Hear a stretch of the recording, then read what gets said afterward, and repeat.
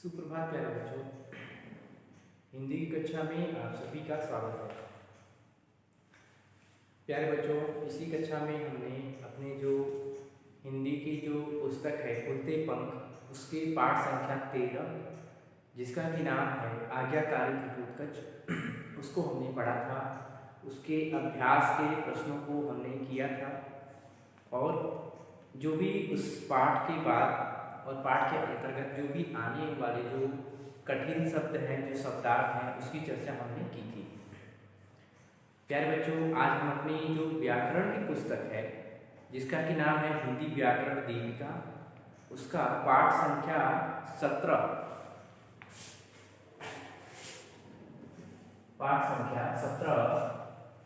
जिसका कि नाम है विराम चिन्ह, इसको प्रारंभ करेंगे। ठीक है, जैसा कि हम जानते हैं कि हमने अपनी पिछली कक्षा में मुहावरे जो पाठ है, जो जब हम व्याकरण पढ़ रहे थे तो जो मुहावरे पाठ है, पाठ संख्या 16, उसको हमने पढ़ा था। और उसमें जो महत्वपूर्ण जो बहुत ही जो मुहावरे प्रयोग होते हैं, मुहावरों की चर्चा हमने की थी कि कैसे किस समय किस बात को कहते समय कौन से मुहावरे बोले जाते हैं और उन मुहावरों का जो अर्थ उसमें छुपा हुआ है, उन मुहावरों का जो क्या अर्थ है, उसको भी हमने जाना था। जैसे कि उदाहरण के तौर पर जैसे 9 2 11 होना, यदि किसी वाक्य में 9 2 11 होना, ऐसे जब मुहावरा आ जाता है तो वहाँ पर उसका अर्थ होता है कि भाग जाना। ठीक है, और जैसे फूला न समाना, फूला न समाना मतलब बहुत खुश होना।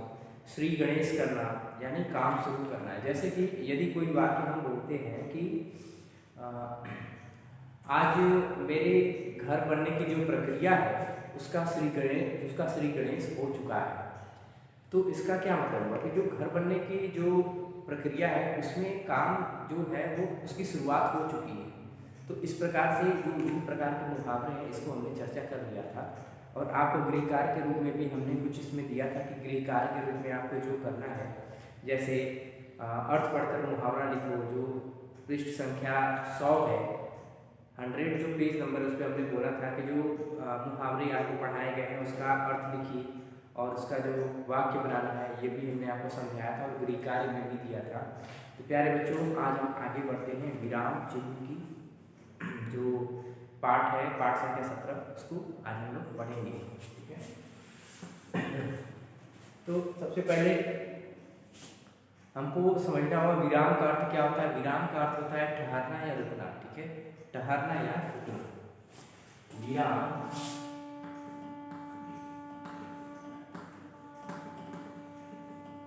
विराम का तात्पर्य है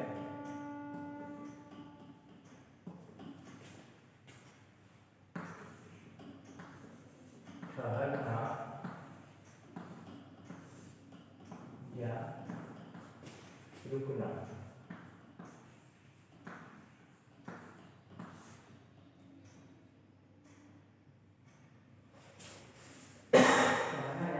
ठीक है, तो देखिए, अपने भावों को ठीक प्रकार से व्यक्त करने के लिए बोलते समय हम बीच बीच में कुछ समय के लिए रुकते हैं।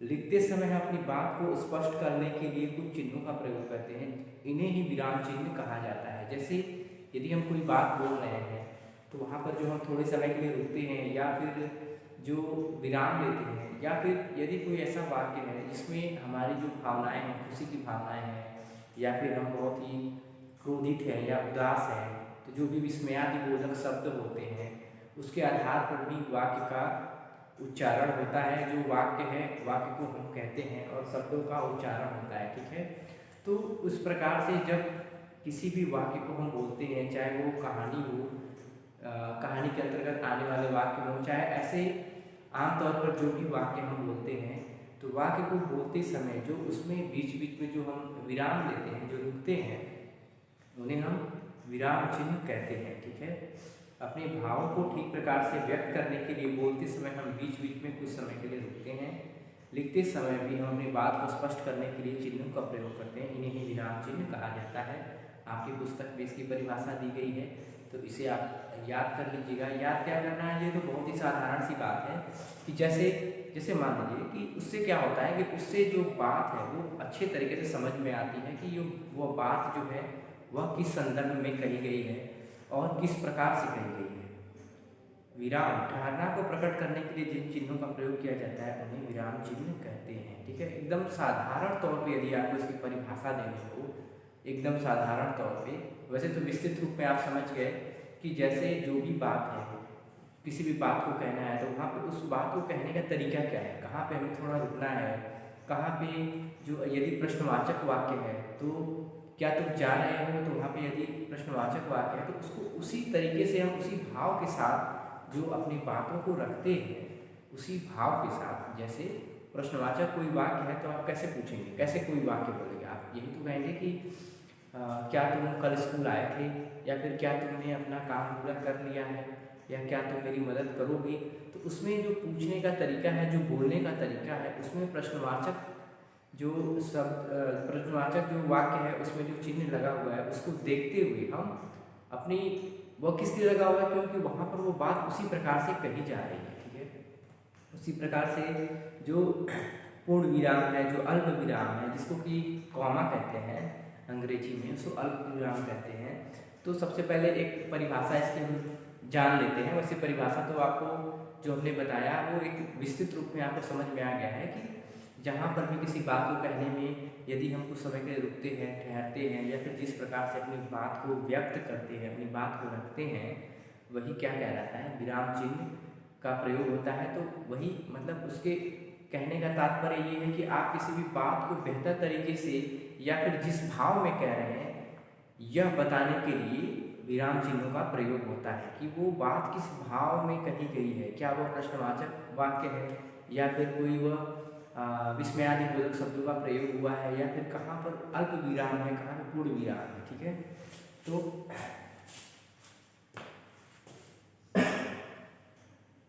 विराम का हमने जान लिया है कि क्या होता है, ठहरना है, रुकना। तो हम ये कह सकते हैं विराम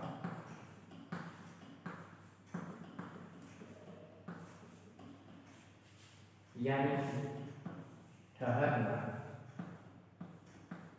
जैसा कि हम जानते हैं कि विराम को हम ठहरना भी कहते हैं, को प्रकट करने के लिए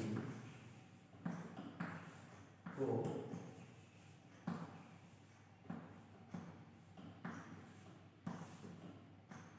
प्रकट करने के लिए, को प्रकट करने के लिए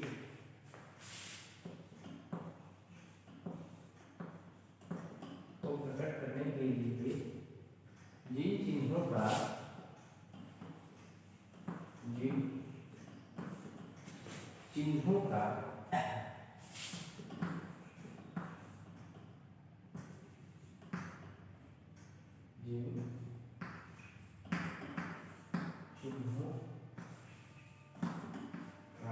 चिन्हों का प्रयोग किया जाता है,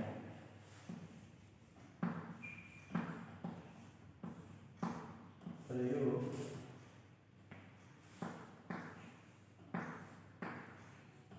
किया जाता है उन्हें विराम चिन्ह कहते हैं, किया जाता है उन्हें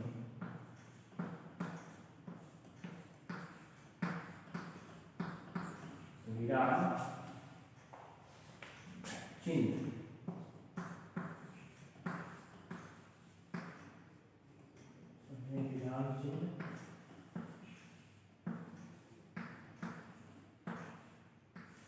कहते हैं।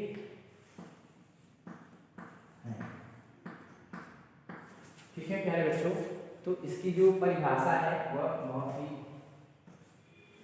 समझने योग्य, बहुत ही सरल है। इसमें कोई इसको कठिन बनाने की आवश्यकता नहीं है, जिसको आप बेहतर तरीके से अच्छे से समझ सकते हैं।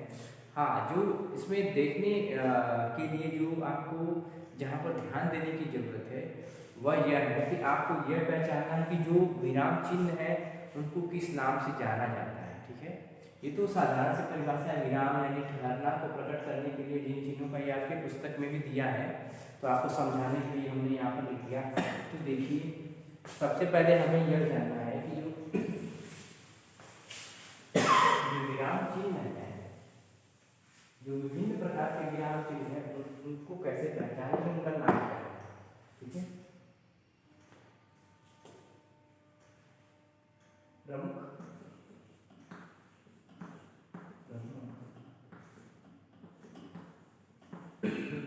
विराम,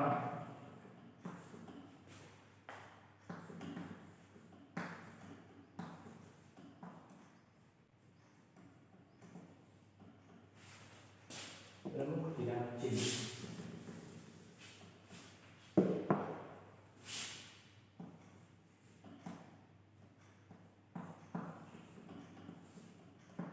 प्रमुख विराम चिन्ह पहला है पूर्ण विराम।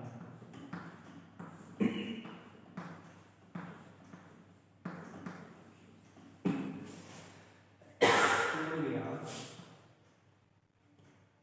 इसको भी अंग्रेजी में क्या कहते हैं, फुल स्टॉप। फुल स्टॉप,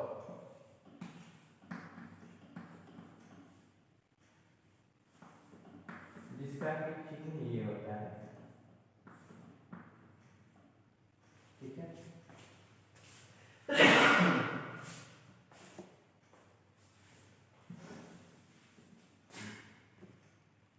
अंग्रेजी में इसको ऐसे डॉट की तरह होता है और हिंदी में एक खड़ी पाई होती है। ठीक है, दूसरा है अल्पविराम।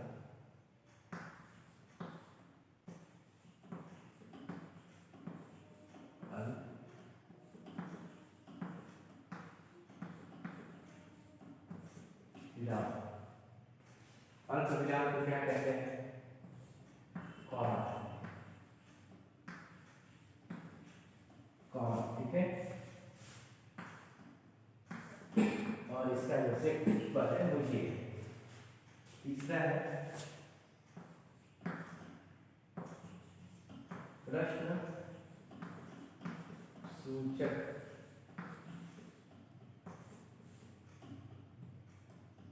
प्रश्न सूचक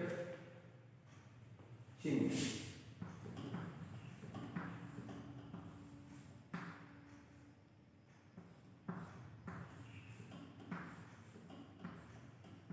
प्रश्न सूचक चिन्ह, ठीक है, इसको अंग्रेजी में हम क्या कहते हैं, क्वेश्चन मार्क।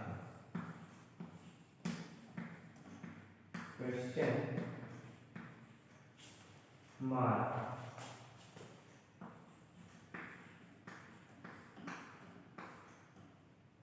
जिसका कि जो चिन्ह होता है तो इस प्रकार से। तो प्यारे बच्चों, ये अभी और भी हम आपको बताएंगे, पहले आपको हम समझा देते हैं। पूर्ण विराम जैसा कि फुल स्टॉप, जैसा कि आपने देखा होगा, जब कोई भी सेंटेंस एंड होता है तो वहाँ पे एक डॉट की तरह, ऐसे डॉट की तरह, जो अंग्रेजी में आपने देखा होगा, तो उसे हम उसे फुल स्टॉप कहते हैं। अब पूर्ण विराम हिंदी में आता है तो क्या उसके लिए एक सीधी एक लाइन ऐसे खींचते हैं, सीधी पाई खींचते हैं, जो कि हमारा क्या कहलाता है, पूर्ण विराम कहलाता है। ठीक है, उसके बाद है अल्पविराम। अल्पविराम मतलब अंग्रेजी में उसे कॉमा कहते हैं। कॉमा आप जानते होंगे, उसे हिंदी में अल्पविराम कहते हैं। उसके बाद है प्रश्न सूचक चिन्ह। प्रश्न सूचक चिन्ह मतलब क्वेश्चन मार्क। क्वेश्चन मार्क का वो चिन्ह है, वो निशान है। जहाँ पर भी कोई प्रश्न सूचक वाक्य बोला जाता है तो वहाँ पे उसके सामने एक ऐसा चिन्ह जो बनता है, ये जो चिन्ह बना हुआ है प्रश्न सूचक, उसे हम क्या कहते हैं, प्रश्न सूचक चिन्ह। ठीक है, जब कोई भी प्रश्न पूछा जाता है तो वहाँ पे प्रश्न सूचक यदि वाक्य होता है तो वहाँ प्रश्न सूचक चिन्हों का प्रयोग किया जाता है। आगे बढ़ते हैं। आगे है विस्मयादि बोधक चिन्ह। विस्मयादि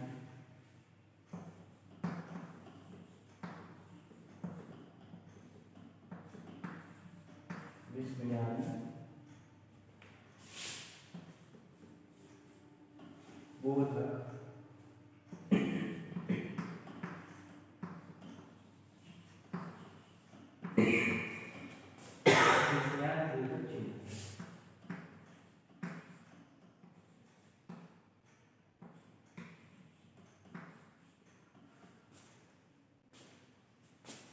उसको अंग्रेजी में क्या कहते हैं? इसको कहते हैं mark of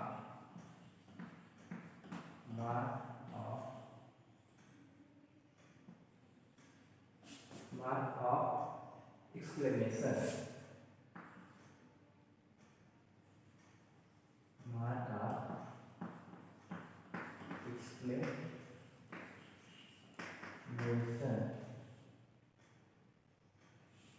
mark of exclamation कहते हैं। और इसका जो चिन्ह है वो कैसा है, वो इस प्रकार से। हालांकि हमने आपको जब विस्मयादि बोधक जो पाठ पढ़ाया था, विस्मयादि बोधक जो पाठ है आपको पढ़ा दिया व्याकरण में, तो उसमें हमने बताया था कि किस प्रकार की भावनाओं के लिए यदि आप बहुत ज़्यादा खुश हैं फिर भी वहाँ पर ऐसे विस्मयादि बोधक चिन्ह का प्रयोग करते हैं। यदि आप बहुत ही ज़्यादा दुखी हैं या फिर यदि आप बहुत ही करुणा से भरे हुए कोई वाक्य बोलते हैं या फिर ऐसे जिस भी वाक्य को आप बोलते हैं जिसमें आपकी भावनाएं व्यक्त होती हैं, ठीक है, जो आपके मन की भावनाओं को, यदि आपके मन में कोई आप दुखी हैं, आप यदि बहुत ज़्यादा प्रसन्न हैं, उन भावनाओं को प्रकट करते हुए यदि कोई वाक्य है ऐसा है तो उसके सामने हम ऐसा चिन्ह लगाते हैं जिसे हम क्या कहते हैं, विस्मयादि बोधक चिन्ह, ठीक है। ये जो चिन्ह है उसे हम लोग विस्मयादि बोधक चिन्ह कहते हैं, अंग्रेजी में उसे मार्क ऑफ एक्सक्लेमेशन कहते हैं, ठीक है। अब आगे गए जो पांचवा है हंस पद या त्रुटि बोधक चिन्ह, ठीक है। पांचवा क्या है, हंस पद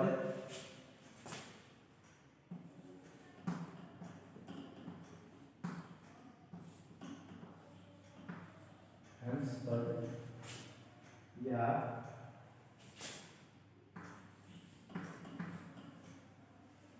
त्रुटि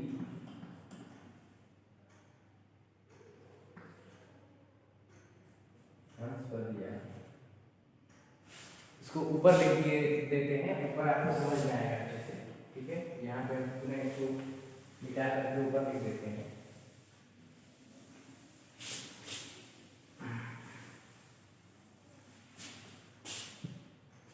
पांचवा क्या है,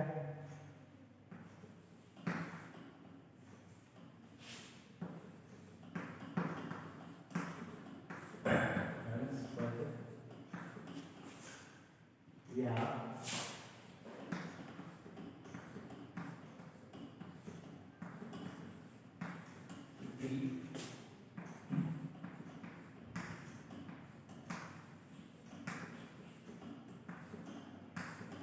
त्रुटि बोधक चिन्ह, हंस पद या त्रुटि बोधक, ठीक है। तो जो पांचवा है उसमें हम उसको हंस बोधक या त्रुटि हंस पद या त्रुटि बोधक चिन्ह कहते हैं। इसका जो चिन्ह है वो कैसे बनता है, ऐसे जैसे त्रुटि का मतलब क्या होता है, त्रुटि का मतलब होता है कोई जब गलत हो जाए, कोई गलती हो जाए उसे हम त्रुटि कहते हैं, ठीक है।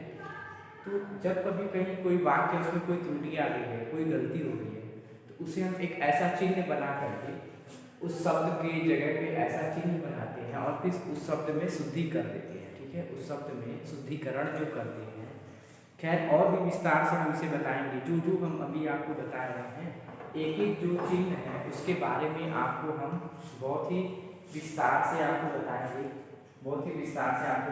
ठीक है। जो हंस पद या त्रुटि बोधक चिन्ह है ये पांचवा हो गया। और छठवां जो है वह है उद्धरण चिन्ह, उद्धरण